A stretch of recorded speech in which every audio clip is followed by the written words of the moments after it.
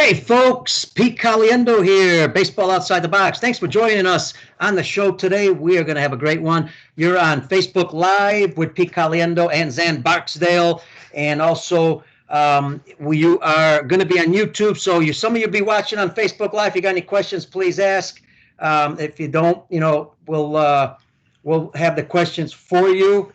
We'll try to make sure that you could see Zan well and hear him. We got a little reflection, but we'll be okay. All right. Listen, let me tell you a little bit about him. This is the founder. He's got a lot of Twitter followers. This is the founder of CatcherCon. You've heard a lot about it. Fantastic conference. Some of the best people in the U.S. and the world attend. So it is a fantastic place. Also, he is a coach with the USA 14U national team. He coached at Louisville, outstanding university, and East Tennessee State, along with, let me give you his website, catching/101.com. And let me introduce to you our good friend, Zan Barksdale. Zan, how you doing, buddy? Good, man. Pete, thanks for having me on. I've seen you all over the place. You've interviewed some great people. You got some great podcasts on your site, and I think you're doing a lot of good things on Twitter and Facebook as well. So excited to be here, man. You keep up the good work, too. Well, I appreciate it. I'm trying to get you good on Facebook Live so people can see you. Well, let's make sure you get my good side. You got to get my good side. I don't know which one that is, but I'm expecting you to find it. I'm learning here, man. Technology. And as I said, I was going to apologize. Might as well apologize on the air ahead of time every time I mess up your name. No worries. It's Zan. Yeah, so it's short for Alexander. Like I said, it sounds like Z-A-N, but anytime your name starts with an X, it definitely causes some room for confusion.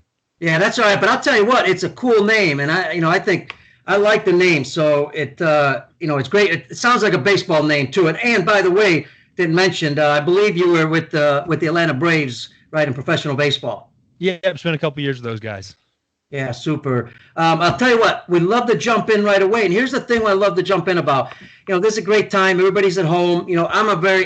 When it comes to this virus going on, I'm pretty positive from the standpoint that I read up a lot. I do a lot of research. I see some really bright things happening. I really think things are going to change here very soon for us.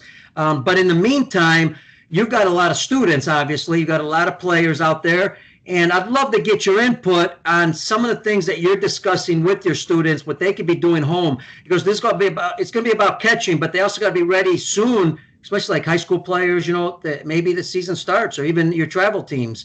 What are some of the advice you're giving some of your players to help them while they're home indoors preparing for the season?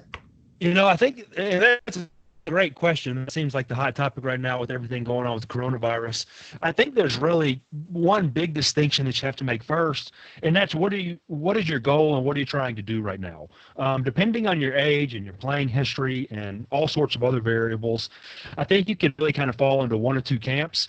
You can be a guy that needs to keep pushing. Maybe you're at the age where you want to get recruited for colleges, or pro scouts are trying to see you, and you got to stay sharp, or you're a pitcher and your arm has to stay in shape and you have to be ready to play, basically as soon as the country kind of opens up and we get the word go. And then there's another group of players that I think need to focus on building their body, maybe taking some rest, taking some time off of throwing, all the stuff with Pitch Smart and the things that have come out over the past couple of years, talking about overuse injuries and how much time you should take off. It's some of those things that a lot of these players have gotten recommendations that, you need to try to find a 6 to 8 week window sometime throughout the year where you just don't throw any and you just give your arm a break. And in the real world, it sounds great, but it's really difficult if you're a middle school or high school player and you have summer ball and you're trying to go out and get exposure, and then you go into fall ball and you try to go to camps and showcases, and then your high school baseball starts, and then it just starts all over again. So a lot of people feel pressured to do, I don't know if too much is the right word, but to stay busy all throughout the year. And for a lot of players, this is a good time where you can, focus on giving your body a break, giving your arm a rest, trying to learn up, as much as you can about nutrition, or trying to, put on some weight. I know a lot of the gyms and weight rooms are closed, but I've seen some really creative things people are doing online and figuring out ways how they can continue to stay in shape and try to build muscle for a young group of players. So it is tough, and it's more challenging for some people than others. But that would be the first distinction I would make, is I would say, let's figure out where we need to put our focus. And is it on, building the physical side, or is it being ready as soon as possible? Well, we're having some technical difficulties. Zan, you hear me there? Yep, I can hear you. Okay, Okay, just want to make sure. You talk about, I've heard you talk about mobility and strength being the key for catchers. During this time, obviously, there's ways that you can increase your strength, increase your mobility. Can you explain a little bit about, maybe how to do that while they're at home and what's the result of that? Sure, that's a great question. And really that they are related because they both deal with the physical aspect of being a physical player, but at the same time they're both very different as well. We can talk about mobility first, and we can maybe talk about this later in the show. But one of the big trends in baseball, and it's starting at the professional level and it's trickling all the way down. Catchers are, utilizing more stances and different stances now more than ever. A lot of guys are getting on one knee stances or, kick stances or right knee down, left knee down. It's kind of trying to find your own way of how we can maximize the amount of strikes that we get at the bottom of the strike zone. But what you find is with a lot of younger guys, a lot of guys just don't have the mobility through their hips and ankles especially that really allow them to get into a good position. Especially when you're asking them to now be even lower than they ever have been before. So the two areas that I focus on the most would be the hips and the ankles. And it's amazing. It doesn't take a ton of time. It doesn't take a ton of fancy equipment. There's a lot of different exercises you can go to. Some on my website. I put some on Twitter. You just Google hip mobility or ankle mobility or look on YouTube. You'll be able to find a number of different exercises and things that you can do. But start spending 10 minutes a day. I really think that 10 minutes a day is sufficient to where you can get a lot of work in and you can really make some improvements. And with a lot of these guys, who say middle school, even younger than that, younger or middle school or high school, guys who haven't been through a very strict regimen before going to a physical program and they've never put emphasis on a hip mobility program or an ankle mobility program, you can see pretty big results in a very short amount of time. So I would definitely recommend guys start to look into that. And like I said, we can follow up and I can maybe give you some specific exercises that you can put on your website below this video in the show notes. But that's something that all guys should start to do is really focus on it and learn how the body works. I'm not asking baseball players you don't need to be an anatomy major. You don't have to know every muscle and every ligament and every tendon in the body, but the better understanding you have of how the body works and what different things are supposed to do, I really think it helps translate and speeds up the learning curve of guys improving and wanting to have better, mobility and stability through their hips and ankles.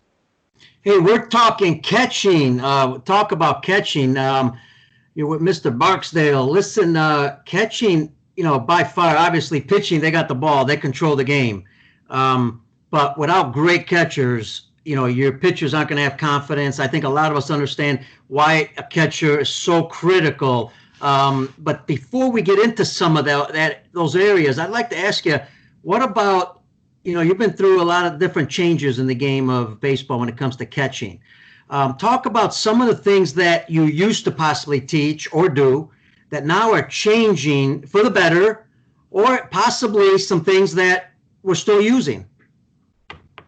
And again, that's funny you mentioned that because it seems like, baseball has changed a lot over the past 5, 10, 15 years. But even more so than that, and more recently, it seems like the catching position is starting to change really quickly. And most of that stems from the technology in the game, I believe.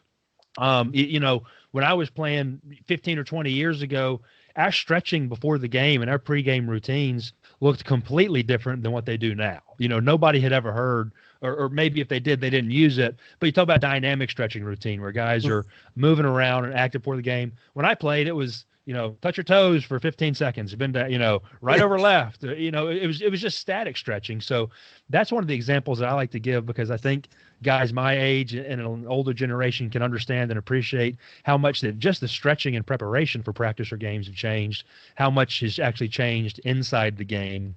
And then going, with that, I'd say the most recent change in catching is really the kind of just the way guys receive the ball and the way guys, so-called frame or so-called, bring the ball back to the middle of their body. When I was growing up and when I was taught, you didn't do that at all. It was disrespectful to the umpire. It was a no, you don't do it. And what we're coming to find out is the way technology has advanced over the past really 3 or 4 years. Now there are reliable systems like Hawkeye and TrackMan that can measure strikes, and you can, objectively evaluate catcher based on how many strikes he gets, and compare him to another guy, how many strikes that guy gets. So what we've seen a big shift in the way that guys receive the ball, and it's a lot different than what we used to think. You used to think, stick the ball, hold it in place, don't move it for the umpire. And now you see guys start to manipulate the ball a little bit more using some different techniques. And those are the guys who are getting more strikes for their pitcher. And those are the ones that are ranking higher in all the catching metrics. So it's been really interesting to watch that. And it's very, very new. It's using the same technology that, you hear about the robo umpires or the electronic strike zones, those type things.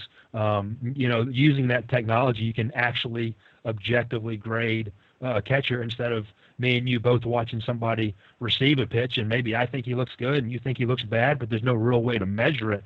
Now we have a way to measure that at the major league level at least, and that's starting to trickle down to the amateur baseball. That technology is still too expensive for most high schools and youth guys to have. But it is an interesting concept how we see it. We see it working at the highest level, and then kind of see guys at lower levels try to start to use some of those same techniques. Give us an idea. Coaches, especially in the U.S. and around the world, who may be working with younger players, give us an idea of some of because you could use your hand on the video. Kind of like what's changed in the receiving aspect when it comes to a ball, on top to the side a little bit. What's changed there that makes it easier for to get the calls? Sure. Well, let me see if I can back up and hope you can still hear me through the microphone. When I was really young, you talk about changes. So we're talking, 30 years ago when I was learning how to catch, they would talk about going around the strike zone. So a ball for me as a catcher away from a right-handed hitter, you would catch like this and kind of bring it back in, or you'd bring it down from the top or in for the inside part of a plate for right-hand hitter. And even they used to teach you come underneath it a long time ago, and that's definitely changed. And then I would say the next wave of catching instructors and catching coaches, they would teach you to stick the ball, or I say stick, to where you really control it, to where when the ball hits your mitt doesn't move anymore. So if you catch it over here, you stick it. If you catch it over here, you stick it. And that's kind of it. You want to give the umpire a clear view of where the ball is, where it crosses the zone. Again, the goal was not to fool the umpire. It wasn't to trick him. It was to give him a clear view and let him call it. And now what you see is guys have much more movement, particularly from the bottom of the strike zone, where they will start their mitt below the ball and they'll come up to catch it and bring it up through the zone. We see a lot more of that. And it even happens on, the east and west axis as well, where guys will try to funnel the ball back towards the middle of their body. And it is a tricky thing to master. You have to be really good at it, because if you overdo it, it looks really bad and you're not fooling anybody. But if you're able to do it, on a small scale, to where it's kind of like a magician, I always say. Magicians are successful because they're not making huge flashy movements that people see. They make subtle movements. And the guys who are really good at it move the ball very subtly. I know one of the areas, and I remember I was at Mickey on baseball school. I'm older than you are, and I umpired there for like 10, 15 years. And I remember catchers trying to catch it and move it. And I used to tell them all the time, I'm calling it when it crosses. I'm not waiting for you to catch it. I don't know if that was true or not, but the biggest one is the one that's to a right-handed hitter that's down and away, that you see them kind of catch it here and then lift the arm. They don't necessarily seem to lift the elbow.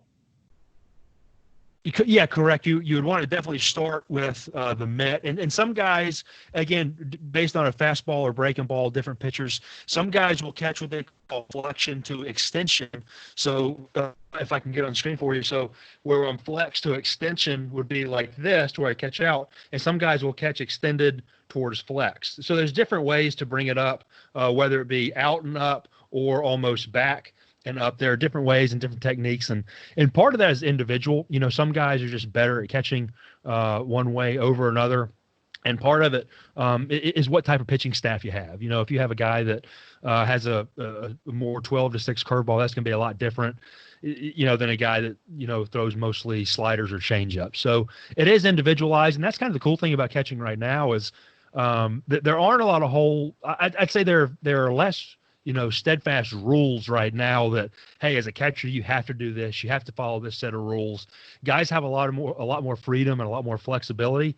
And I think it's interesting. You know, I think we're giving guys more freedom to try different things. And through that, you know, it's just an experimentation phase, seeing what works. And it's definitely not completely figured out by any means yet. Because like you said, you know, not too long ago, you know, umpires, they don't want you moving the ball. And if I had to guess, I'd say they still probably don't want you moving the ball. But that is what guys are doing, and guys are having success. And it's kind of hard to argue with that. Yeah, what's amazing, I see it because I videotape a lot of the games, and I stop the frames, and I notice that it might have been a ball, but because they framed it or caught it so well, the angle of the umpire also has something to do with that. Are we studying now umpires, you know, what their calls are, what they call mostly up, down, in or out, or where their stances are? Is there more technology research going there? Yeah, absolutely. So there are, and again, this is happening more at the major league level. Like I said, it's going to be less sophisticated for, you know, a high school player, but at the major league level, you know, as a catcher or a pitcher, I'm going to have a scouting report on the umpire, just like I would have a scouting report on the opposing hitter. So I would get a graphic, and it would have a hot zone and a cold zone, and it's going to say, you know, maybe Pete, he likes to call balls east and west off the plate, but he doesn't really give too much up and down. So maybe we try to put that into our game plan a little bit. Or other umpires just have different zones, as you know. It can all vary, you know, slightly. But some guys are going to give you more leeway off the bottom. Some guys may give you more leeway on the inside and outside. And we have it. I mean, you have heat maps of what pitchers' strike zones look like. And while you'd like for them all to be the exact same, you know, there's a human element to the game, and guys are just slightly different. So we'll study that, and we'll look at that and try to implement that in the game plan. And while it doesn't have too much of an emphasis, you know, we're still going to pitch to our pitchers' strengths. That's still the number one thing we're going to try to do. But you definitely keep that in mind. If I think you're umpiring behind me, and I know that you like to call them off the plate, I want to do my best job that I can to give you a good view of that. And that kind of goes back to what you were saying a minute ago. Well, another thing that's kind of changed slightly is in catchers, just their stance and their setup. You know, we talked about the knee being down, but one thing we didn't talk about is the angling of the body. You know, we used to always be completely squared off to the pitcher. And now, you know, again, depending on the situation and what's going on and who's where, you know, sometimes we try to angle our body so that if you're on the inside shoulder, hey, maybe I want to give you a better view and you can really see that inside corner. Or if I know my pitcher stays away, I might try to move my body so that you have a better view of the outside corner. Again, depending on, you know, what strategy we have and what our game plan is. But there's like I said, it's flexible and it's fluid, and guys have a lot more freedom now to try different things than they ever had before. And that's one thing that's cool, and it's fun to watch in just kind of the catching world. You know, that's a great point. And I think your video went off just a little bit. Let me make sure. We're in different areas, so we could be having some technical difficulties. Zan, you still there? I got you. Can you hear me? Yeah, I got you. They may not be able to see you because it froze, but they could still hear, so we're good. Listen, the other area, you mentioned the catching aspect, you know, the different stances. Receiving has become the number one thing, obviously, because of the calling, and you get a lot more calls. The catching stances are different in many ways. There you go. We got you back on. The catching stances are different in many ways, which also helps the receiving and the calls of the balls and strikes.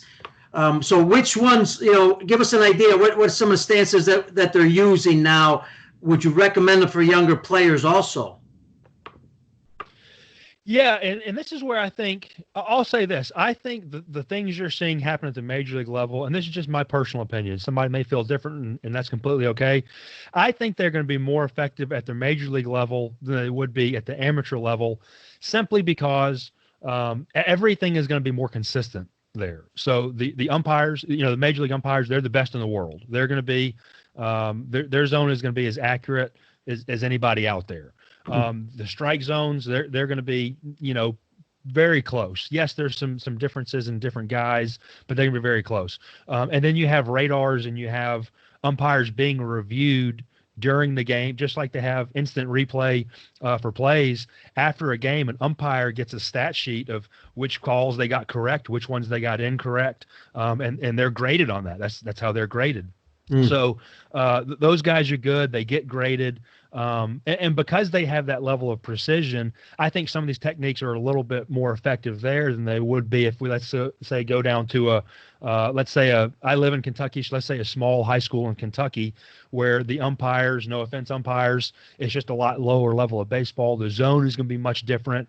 The pitchers can't execute their pitches to as high a level of precision, so they're going to be throwing the ball over the places. Their misses are going to be bigger. So I may set up inside to a righty, but they're going to, not miss by 3 or 4 inches. They may be missing by 15 or 16 inches, So there's just a lot more air and there's a lot more things going on. So I don't think it's as valuable at the lower levels, but that doesn't mean I wouldn't say don't practice it and don't do it. If you have aspirations to play at a high level, I think you need to try to learn what those guys are doing. Why does it work? What works for you? How can we become better? And kind of find a hybrid. It doesn't mean just go pick out your favorite player on MLB, and do exactly what he does.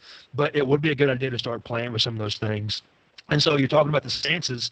We used to have, we'd say there were 3 stances. We'd say there was a signal stance, a primary stance, and a secondary stance. Now, the primary stance would be when nobody's on base, and a secondary stance would be when somebody's on base or there's 2 strikes on the hitter and you have to block the ball in the dirt. And those would look very traditional. Pretty much every catcher would have the exact same looking stance, where now you have guys, even when there's runners on base, they still may have a knee on the ground. So they may have a right knee down. We call it a right knee down or left knee down. Some guys have a kickstand, which would be similar to the old, I've lost my Benito Santiago or Tony Pena or one of those type guys that had the leg kicked out to the side. And those stances take a little bit more, I don't know if effort's the right word, but you have to play with it. You have to get your bearings down so that you can block out of those stances and you can throw out of those stances. So where it used to be completely unheard of for, hey, there's a runner on first base and it's a steal situation, I'm going to be in a knee down stance, like that would just be like, it wouldn't make sense to people. But now it's a lot more common. But like I said, that's where it does come into play. If you're going to catch with your right knee down or your left knee down, you have to practice throwing out of those positions. You have to practice blocking out of those positions. So there's a lot that goes into it. And like I said, it was funny. I was on another call the other day, just a group of catching guys online on one of those Zoom calls, and guys were talking about that exact same thing. A guy said, if I had to write a book or a paper or teach somebody, how do you get in a right knee down or left knee down stance, I'd say, man, it's really difficult because there's so many different variables and, different players have different anatomy and different strengths and different weaknesses. And it can change, it can change from pitch to pitch. Just because I'm right knee down right now, maybe that's a good position for me to block a ball out of, but it's not a position for me to be a great thrower out of. And so sometimes what you'll see now, even, which is crazy, but guys will change mid pitch. So they'll start, let's say, up in more of a traditional secondary stance. And as soon as the pitch is delivered, if the runner does not take off, they'll immediately drop one of their knees and transition into a one knee down stance. So like I said, there's a lot of things going on. There's a lot going on behind the scenes. And I'd be willing to bet, I don't know if we'll have any Major League Baseball this year or not, but whenever we are able to start watching professional baseball on TV again, I bet you'll see at least about half the guys in the big leagues do that. I don't know if it's made its way to every organization yet, but it's definitely it's moving that direction, and it probably will before too long. Zan, one of the questions would be, if I'm and I love the different positions, and I love that catchers are more athletic nowadays. You see a lot of athletic catchers in the big leagues.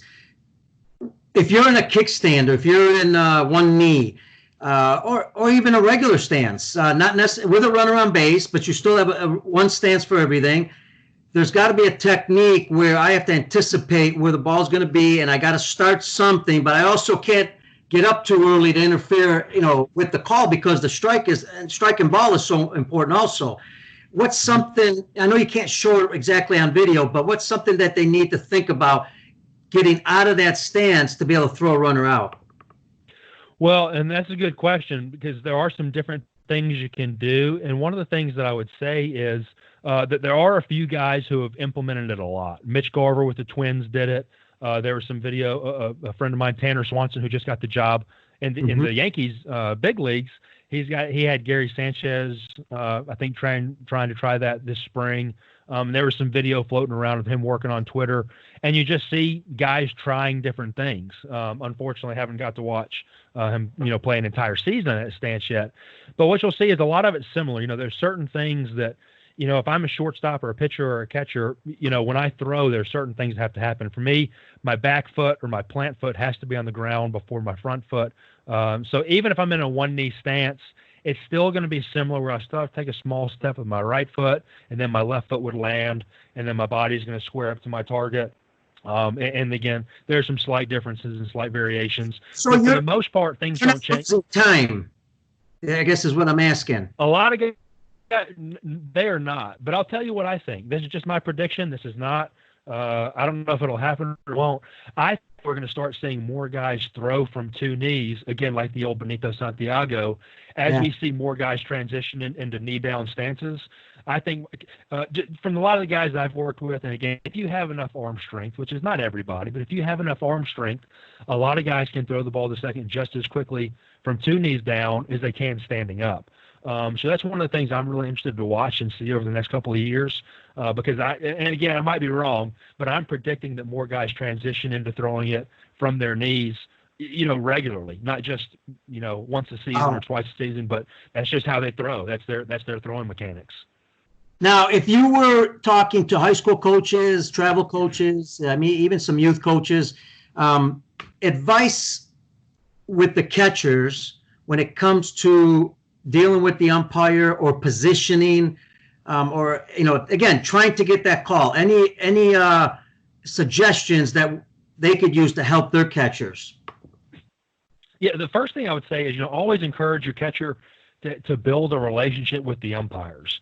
One of the things that I spoke about in CatcherCon, my conference this past year, was there's no reason that we shouldn't almost have a cheat sheet of the umpire, and we know that guy, because let's be honest, if I'm in Maysville, Kentucky, there aren't a whole lot of high school umpires around here. Okay, so I'm going to have the same guy probably for my entire high school career. That guy's going to catch or umpire a lot of games together, and we're going to get to know each other very well.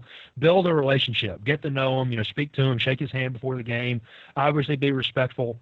But when you do build that relationship, you can actually ask, hey, I'm going to try some different things today. I'm going to angle my body a little bit. Would you please tell me if you can see the pitch better? Does this give you a better view or a worse view? Because the last thing I want to do is mess you up. I don't want to make your job any harder. And I think those conversations are a lot easier to have, once you have a relationship, because, part of it is just the age gap. A lot of times you may have a 15 or 16-year-old kid, and they're not as comfortable, speaking to adults in that conversational type tone. So if you can build a relationship with them and you can just ask them and have an open, honest relationship, I think it'll be better. And I think umpires will be more than willing to give you feedback. Like, yeah, I like that. That gives me a better view. I can see that much more easily now. Good, try to keep working on that. And I think that's a very good indicator. Great stuff. Now, I want to go back a second and make sure I got it right. When you're talking about receiving with young players, you want them to hold the ball for a second there, right? I mean, not too long, but they need to hold it, not bring it back in too much.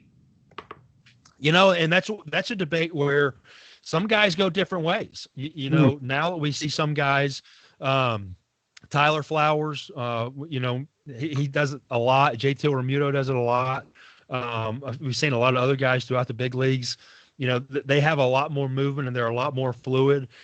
And me personally, I think one of the reasons that it's effective at, stealing strikes is because it does make it harder for the umpire. Like you said, if you just hold it there, I think it gives the umpire a better view of exactly where the pitch was or where it crossed the plate. But when everything's so fluid and everything's moving, now it makes the umpire guess a little bit more. Mm-hmm. And I think umpires, again, this is just hearsay, this is my opinion, but if an umpire has to guess and a pitch is borderline, I think they're more likely to call strikes than balls, just for the pace of play, and they want to keep the game moving. And, you want to give them the benefit of the doubt if it's that close and you don't really know. It was probably good enough to be called a strike. Hey, Ryan, I was going to say, Ryan Cienko and I had this discussion, and I want to get your opinion on this.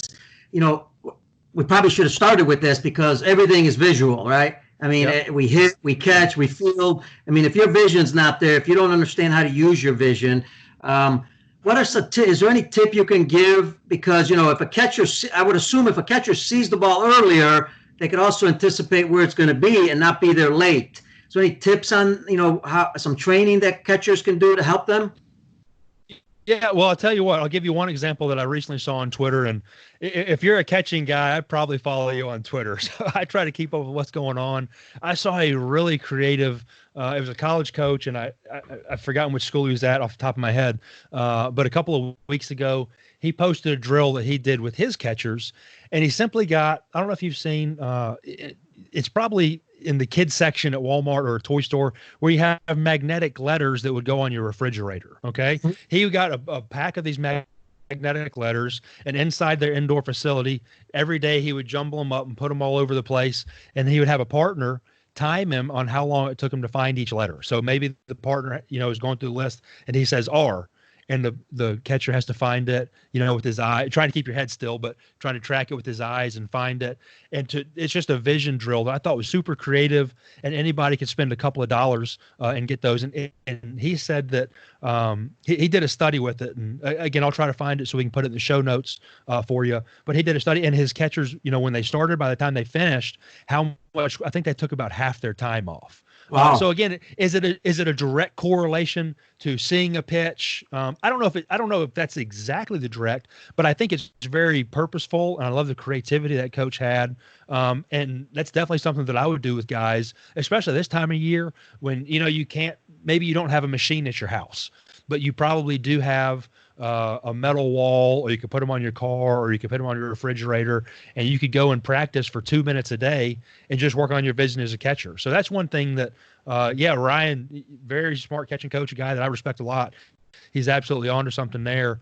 But that would be one thing that I would suggest guys try for, a couple of bucks. You can probably find them on Amazon, and just, start working your vision that way. I've seen some hitting guys and some vision guys have similar processes where you try to find numbers or letters, on the wall, or you have lights and that type thing. Mm-hmm. And it's probably just a lower tech version of that. Now, as a catcher, what did you look at when pitchers were pitching? Where were you trying to focus on to identify, where the ball's coming from?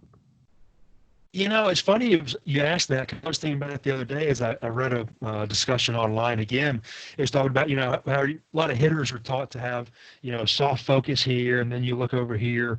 That was one thing that, I'll be honest, I never put a whole lot of emphasis on. I don't think I actively thought about that a whole lot. Uh-huh. I think it's one of those things you just kind of, you naturally watch your pitcher and you watch his mechanics and see what he does, and then at some point you shift focus to its release point.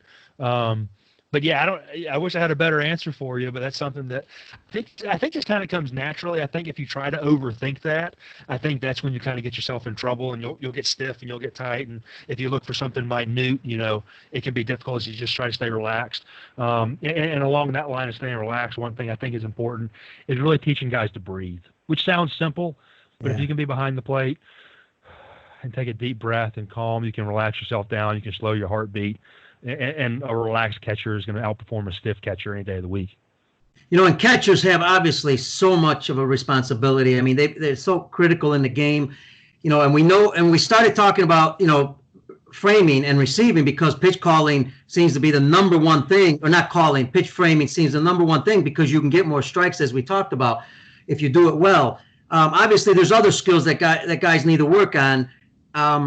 Eventually, unfortunately, but it might happen, you might have a electronic strike zone, and that's going to take away framing.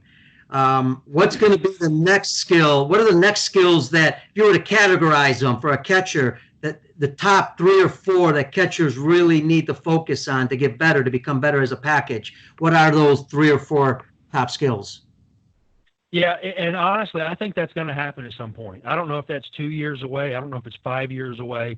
But the technology with the electronic strike zone, I'm not going to say it's perfect yet, but it's getting much better at a very fast pace. So I would say within a couple of years, it's probably going to be good enough to where they can implement it. So if I had to guess, I would say that's going to come sooner than later. It's going to turn the position into much more offensively first. I mean, being a hitter is probably going to change. The way baseball has shifted over the past couple of years, it's become much more of a power, whether it be power arms or power bats. The stolen base numbers are down dramatically across the board. So catchers are having fewer and fewer opportunities to throw runners out. So, the throw tool, as you call it, has kind of lost some of its value. So I would say the blocking aspect is going to be very important, because there are going to be some pitchers who, like a Clayton Kershaw, and he's a great example, honestly. He has that big breaking ball. It's going to clip the bottom of the zone, and it would still literally be called for a strike, even though a catcher may have to block it because it has such break and it clips the very bottom of the zone. So I think more guys would try to focus on stuff like that. So I think the block's going to be important. The throwing is always going to be important, even though it's not as valuable as it probably used to be. For a long time, it seemed like the number one way you graded a catcher or scouted a catcher or evaluated a catcher was what kind of thrower is he. If he throws a 1.8, he's fantastic. If he throws a 2.1, he's average. I think that's going to change, but it's not going to go away completely. But just kind of the way the game has shifted, the throwing has become less important. So I know that's kind of a long answer to a short question, but the offense is probably going to become more important right now. The way the receiving metrics and things have changed, like we talked about, teams are putting emphasis on guys that can receive the ball well, even if that comes at the expense of being a questionable offensive player. I think that's going to completely flip. I think they're going to want guys who can really hit and then are able to block and throw secondarily. If we were to ask you, let's say I'm a catcher, I got to get better at throwing. I got to get my time better. Obviously, the simple answer is you got to do it over and over in practice. And we all know the body sometimes can adjust a little bit and get better. But you as a coach, if you're with them, what can you do? What kind of technique or what kind of advice can you give them to increase their ability to get the ball there quicker? Yeah, so I have a camp that I spend a lot of time working on that and studying on that and working with players. And it really comes down to two different things. There's two different main variables. It's number one, your quickness. From the time you catch the ball, how long does it take you to release it? And then secondary is your arm strength, or not secondary, but second is your arm strength, which once you do release it, how fast is the ball traveling in the air to get to second base? Through the studies that I've done and the guys that I've broken down, if you want to be an elite thrower, you have to do both very well. You have to be good at both. But I think where most guys can make an immediate adjustment and an immediate improvement is working on trying to get rid of the ball quicker versus trying to gain more arm strength.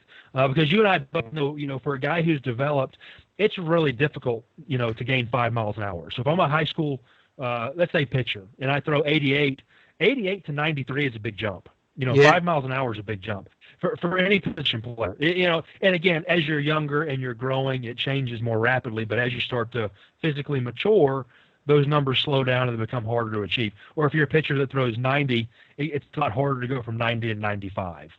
But as a catcher, I think, if you're going to talk about spending a year or 2 years on trying to gain 5 miles an hour, I think our time is much better spent immediately in the short term trying to improve our footwork and trying to improve our arm path, shortening up and becoming as efficient as possible so that we can release the ball as quickly as possible. I think with most of the guys that I see at the younger levels, that's where they can make an immediate impact. And yes, that doesn't mean neglect the arm strength, the long toss, the trying to throw harder per se, but it just takes longer. It takes longer to happen. The guys that I see, you can make a pretty quick impact if you can get your feet to move a little quicker, if you can clean up your mechanics, become more efficient behind the plate, and continue to work on your arm strength, but definitely focus on the quickness first. One of the things that maybe hasn't changed, are we still trying to throw the ball 4 seams down the second base? Yeah, I think that's what guys are still trying to do if you're able to, and sometimes you get a great 4-seam grip, sometimes you get a 2-seam, sometimes you get a change-up grip, but you try to get a 4-seam grip as much as possible. Sure. And I don't want to sound like, to our folks out there, thank you for joining us on Facebook Live. We're going to put Zan's stuff all over Facebook. We'll have his Twitter, his information on CatcherCon, and also his website. Got to check out CatcherCon, so I'm going to let you talk about it at the end. Tell about who attends and what it's all about. But if you were to, and I was going to say, I don't want to make it sound like the catcher's not the only one responsible for getting that runner or holding that runner. There's a pitcher and there's infielders. It's a team aspect. But the better the catcher is, obviously that makes it a lot easier. But if you were to give advice on who you study, when you look at video, who are the catchers you're studying because they're really doing some really great stuff. And that means others can look at it and study it, and players can look at it and also visualize what they're doing. Yeah, well, I think JT Realmuto, I want to say he led the big leagues statistically in throwing last year. And again, like I said, the numbers of stolen base attempts have gone down across the board. I don't know if we'll ever see another Ricky Henderson again who steals that many bags, just because the way, at least not in this era or this phase. But a guy like JT Realmuto, he's fantastic. He throws great. Yan Gomes, he's really good. And like I said, these are guys who definitely combine, the footwork with the arm strength. Yadi's always been one of, most players, or, a lot of young players. He's a catcher that most guys look up to. There's a lot of really good throwing catchers. And I do think that's part of the reason that the stolen base numbers are down. Just the threat of having that plus throw tool really discourages opposing teams from stealing. And yeah, like you said, the pitchers are involved, the middle infielders are involved. But when you're an opposing coach and you watch the other team in pregame warmups or in between innings, and the catcher fires one down to second, and it looks like a frozen rope, you're definitely a little more hesitant and a little bit less likely to give the steal sign. So there's a lot that goes into it, but you can definitely intimidate other players. I think that goes on in the big leagues too. Sure. And something I was thinking about, which this is probably a question you get all the time, but I want to bring it up because I think it's important. I want to start with the younger levels because I realize it could be slightly different at different levels, but you hear this all the time. Calling pitches. Who's going to make that decision? Is it a progressive thing? Is it a learning process? Some advice on that. Yeah, and that's something I've thought about a lot.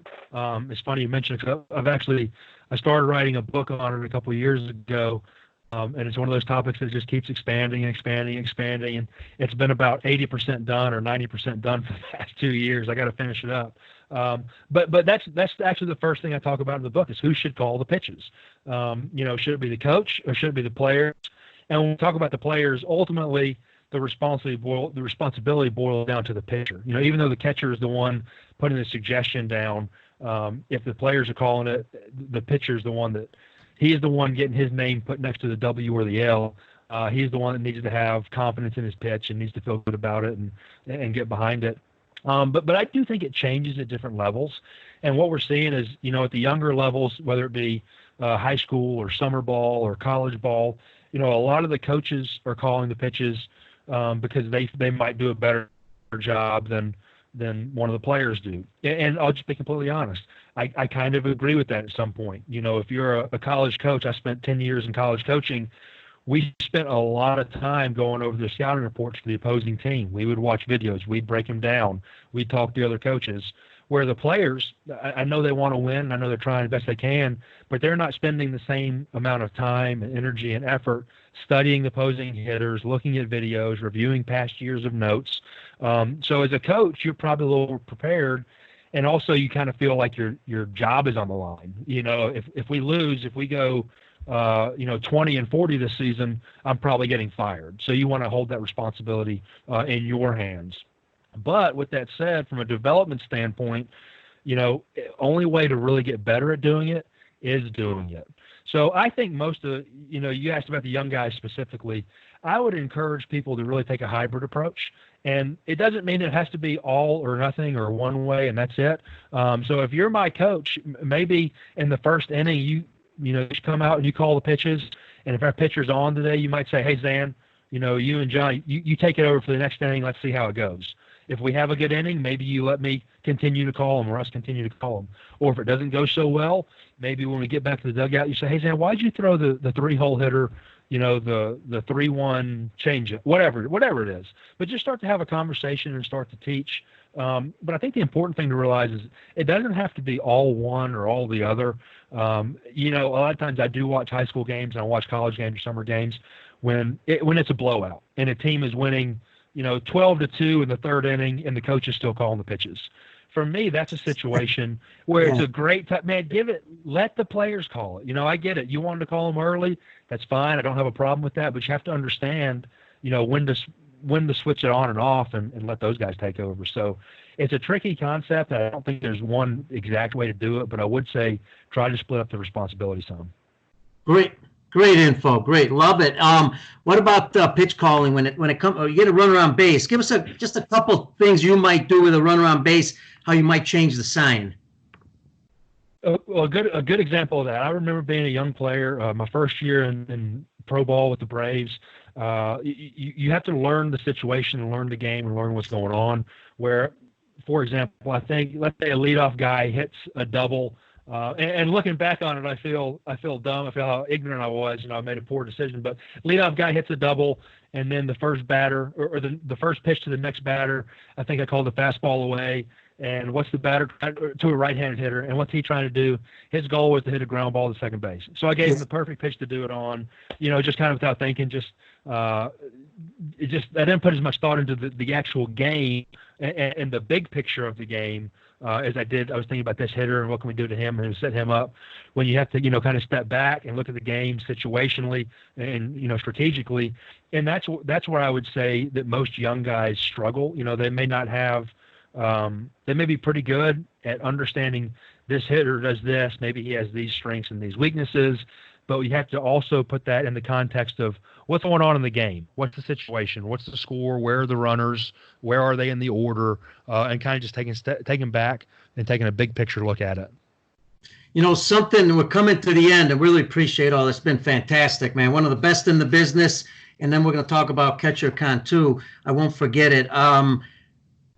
The mental part of this, catcher, man, I'm assuming they got to be tough. They got to be tough mentally. They got to be smart. How do you deal with the mental aspect of catching? Give us some advice there. I know it's a general question, but I would think you got to be mentally tough back there. And what does that really mean?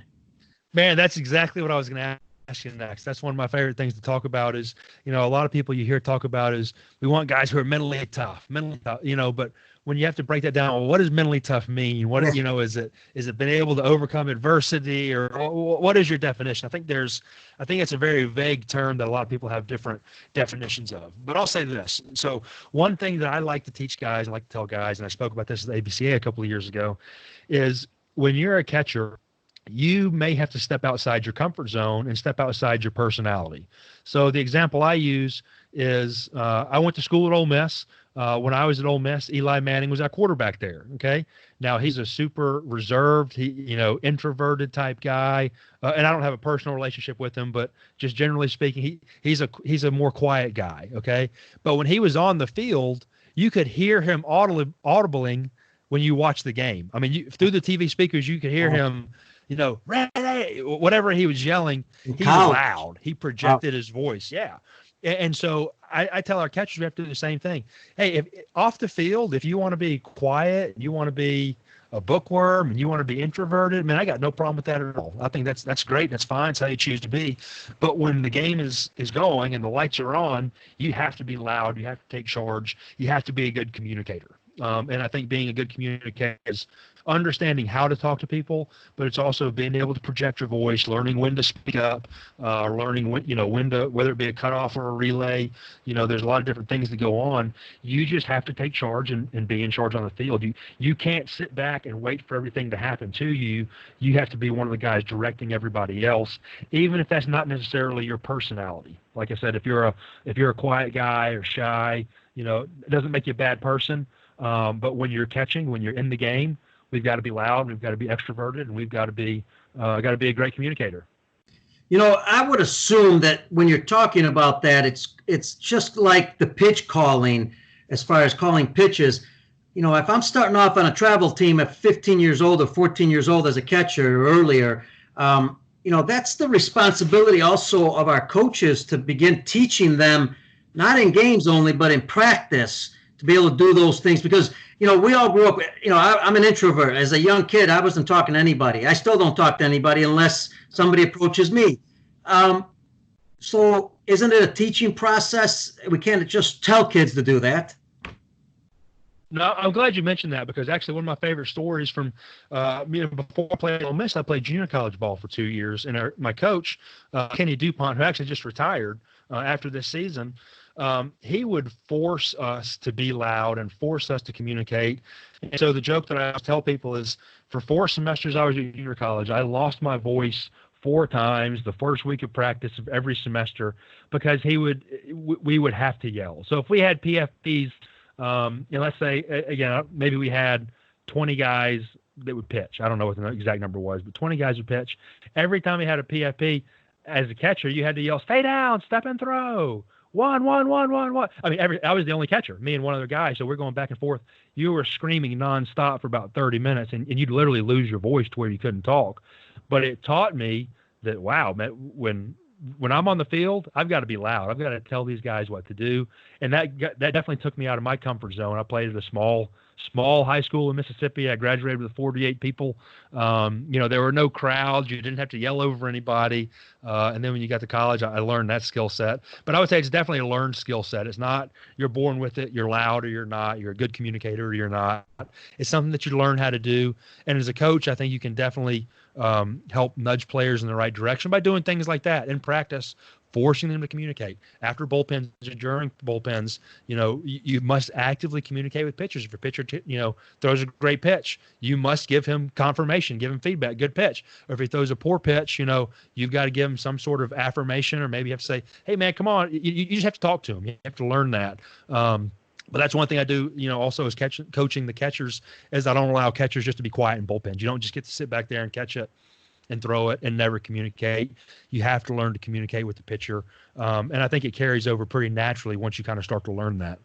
That's a great point that we didn't discuss, and let's hit that for a second here. But a lot of times when you catch in a bullpen, a lot of young catchers think, "Oh man, I got to go down there and catch the pitcher." Talk about what the process down there is, because you can actually get better at everything while you're down there. And not only can you get better, it's probably the best time to get better, because if you have a defensive session in a practice, you're probably going to do some receiving, you're probably going to do some blocking, you're probably going to do some throwing or another skill. Maybe it's fielding bunts or catching pop flies or tag plays at the plate, but you're not going to get the opportunity to catch a live speed, pitching, whether it be fastball, curveball, slider, all the different pitches your pitchers throw, and the ability to learn your pitching staff at the same time. The catcher, one of the reasons that I think a lot of catchers go on to be good coaches is because they just simply spend more time around the coaches. When you're not playing or practice, you're in the bullpen and you may catch 4 pitchers that day. So the pitcher, he was with the pitching coach one-on-one, for X amount of time. As a catcher, I spent 4 times the amount of time with that pitching coach than our pitcher did. So I think it's a really good opportunity just to learn. We can learn the different cues, what works for some guys, what doesn't work for some guys. Some guys need a kick in the rear, some guys need a pat on the back. Every pitcher is different and they have different personalities. I think you learn that starting in the bullpens. You learn the cues that works for them. But then also, a lot of young guys too, they sit back there and they receive. Now, especially like we kind of opened up with, that's a perfect time to try all your different stances. If you want to work on a right knee down or left knee down, try it. If you want to work on your footwork throwing to second, no reason you can't do that in the bullpen. It doesn't mean you have to just catch it and throw it right back. Go through your footwork and then throw it back. Work on your pitch outs. Work on different things instead of just simply catching back there and feel like you're wasting your time. But I feel like it starts with the attitude of, okay, this is my time to get better. I'm going to be down here for the next 30 minutes and I'm going to catch 4 guys. And this is my work. This is my opportunity to get better for the day.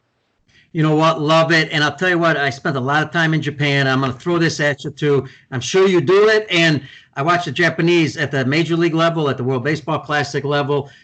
During BP, there's always a catcher. Yes, it helps the pitcher that's throwing. Sometimes they're throwing live BP with pitchers, but then the catcher's getting work also. So there's another great opportunity to get work. I would think you'd want to do that anytime it's possible without getting catchers too tired. Yeah, I think there is I think there's a give and take to it. There's definitely some benefits you can get from it. You just have to weigh that on your negatives. I don't know how many games you're playing. If you're a big leaguer and you're going to catch 130 games throughout the year, you probably don't need that work. But if you're a younger player and you're, let's say you're in middle school and you're on a fall ball team and y'all are going to play 8 games this fall, then yeah, that's an opportunity maybe where you can get back there and practice receiving some and see some different things. So I think that's kind of on a case-by-case basis, just depending on what level you are and your age and a number of things like that. Super. This has been awesome. Two things want to talk about at the end here. One, I want you to talk about CatcherCon, but two, also any last-minute advice, that you want to give coaches when it comes to catching, because, you could talk catching for 5 hours, 10 hours, but something maybe we missed. So go ahead and talk about that and also CatcherCon. Well, I would say the first advice that I give to coaches are the community of catching coaches is a really cool community, and that it's kind of tied into CatcherCon, I guess. But if you get online, 10 years ago, when Twitter was brand new, or the internet was younger, there was very little catching information available. And now, because of what's happened over the past couple of years, the catching position is kind of, I always say, make catching cool again, make catching great again. It's become popular, it's become cool, and a lot more guys want to work with catchers. They're excited to share their ideas, their information. And I would say network with guys. If you get on, and again, I referenced Twitter a couple times because there's a lot of different things going on there. Man, the hitting Twitter or the pitching Twitter, there seem to be arguments popping up nonstop, and somebody's mad at somebody, or they don't like the way they teach this or teach that. But catching Twitter is really cool. I call it the brotherhood. It's people who are, there's no arguments, and doesn't mean you always agree 100% with everybody, but everybody's super respectful, super generous, and giving time. If you email or write one of these guys, whether it be me or Ryan Cienko or anybody, or Tanner Swanson, who I mentioned earlier, or any of these guys, I can imagine these guys are going to respond to. You're not going to get blown off. And I know everybody's busy, but you respond to guys like that, and it's just kind of the way the catching brotherhood is. So really try to open up your network and expand who you know, and kind of start taking in some of this information the guys are putting out. Which is kind of a good segue into CatcherCon, which is the conference that I started. I guess it'll be 6 years this year. It's a conference where each December we bring in 8 coaches in Nashville, Tennessee, and we have a one weekend that's just solely based around catching.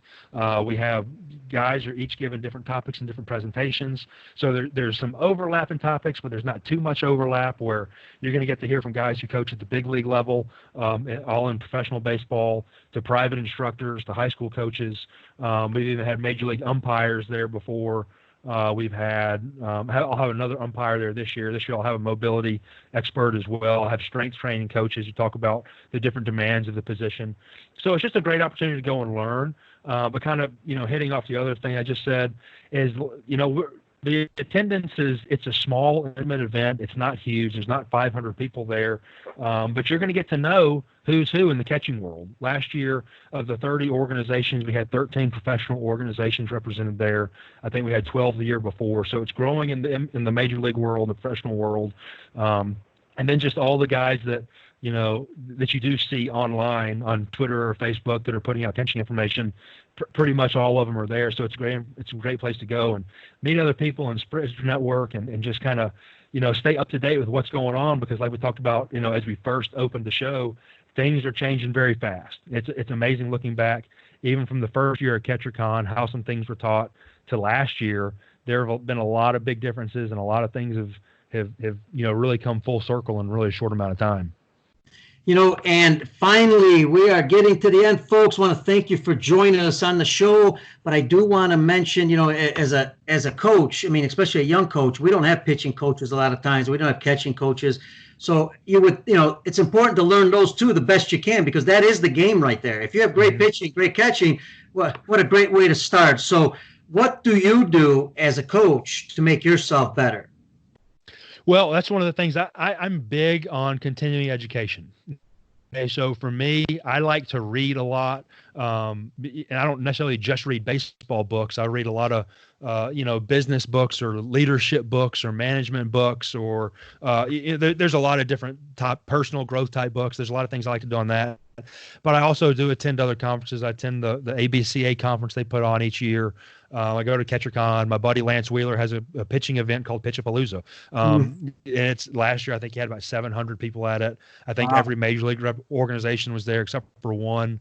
So it's huge. But I feel like as a catching guy, like you just said, I need to know what's going on in the pitching world. If I want to be the best catching coach I can, I need to know what the pitching guys are teaching, where are those trends going, how are those guys being taught. And let's be honest too, when it comes to gaining arm strength and throwing, the pitching guys have been on the forefront for the past probably a couple of decades. The long toss techniques, whether it be, Alan Jaeger or it be the plyo balls from Driveline and Kyle Bodie and those guys.